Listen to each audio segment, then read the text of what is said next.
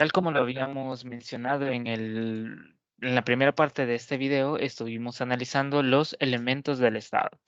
En esta ocasión no vamos a hablar de un elemento propiamente tal, pero sí de una característica fundamental del Estado. Hablaremos de la soberanía. Pero, ¿qué es la soberanía?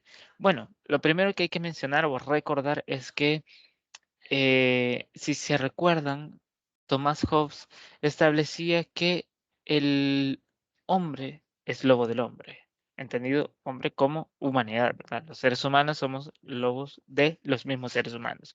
Es decir, el ser humano es malo por naturaleza, pero de ello depende algo importante y es que para controlar esa maldad del ser humano, también se requiere que encima de estos seres humanos haya un poder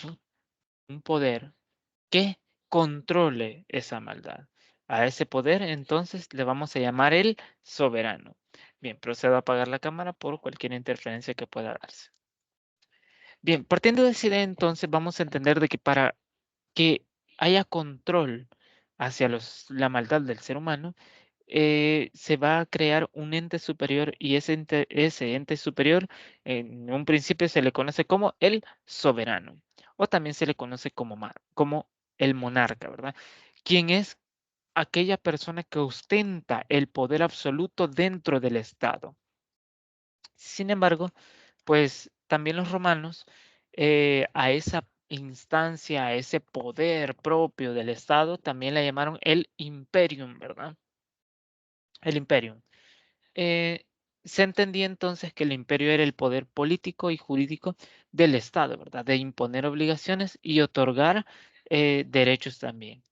Se intuye que se trata de un concepto jurídico, es decir, vamos a entender que la soberanía es aquel imperium, ¿verdad? Aquella manifestación de poder e independencia que tiene el Estado.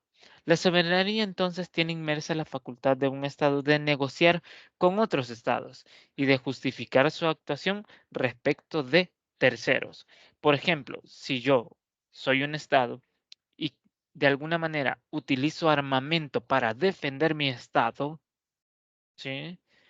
Tengo el derecho de justificar mi actuación ante la comunidad internacional, es decir, ante los demás estados, que de repente quiero poner políticas de seguridad dentro de mi estado, pero eso implica la violación de derechos humanos y que de repente a nivel internacional, bueno, miren cómo está ese estado violentando los derechos humanos.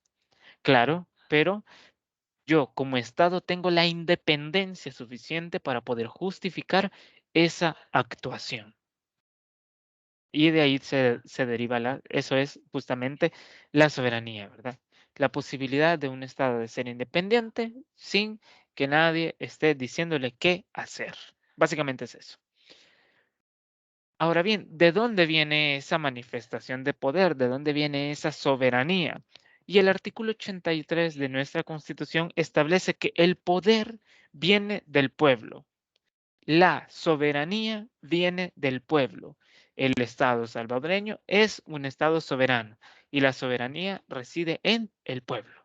Y dijimos en el video anterior, si se acuerdan, que el pueblo es aquel conjunto de personas que habitan dentro de un estado, pero que tienen el goce, están facultados para el goce de los derechos ciudadanos y políticos. Es decir, aquellas personas mayores de 18 años que forman parte del Estado. Ese es el pueblo. Y que tienen la capacidad de decisión en las formas establecidas en sus respectivas constituciones. Entonces, la soberanía viene ¿de dónde? Del pueblo. Y la manifiesta como diga la Constitución. Eh, También hay que entender que el concepto de soberanía implica algunas cosas, y es que así como las personas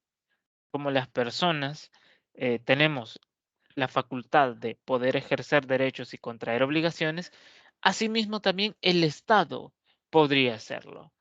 ¿Es el Estado una persona? ¿Es un ente? Bueno, así como esos entes tienen la facultad de ejercer obligaciones, contraer obligaciones, ejercer derechos, también el Estado puede puede eh, de alguna manera ejercer derechos y contraer obligaciones.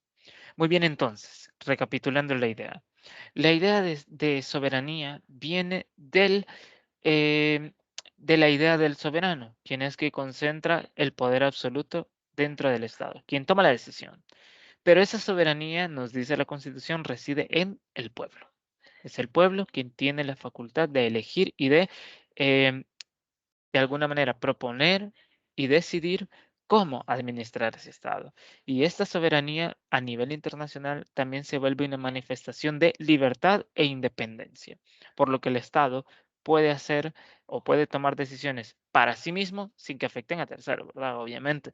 Y si la comunidad internacional de alguna manera quiere interferir, también es un derecho del Estado defenderse. Bueno, muy bien. Esto es todo en este video. Espero haya quedado un poquito más claro acerca del concepto de soberanía y algunas cuestiones que también tienen que ver pues con los elementos del Estado. Nos vemos la próxima semana con otros videos nuevos. Adiós. Chao, chao.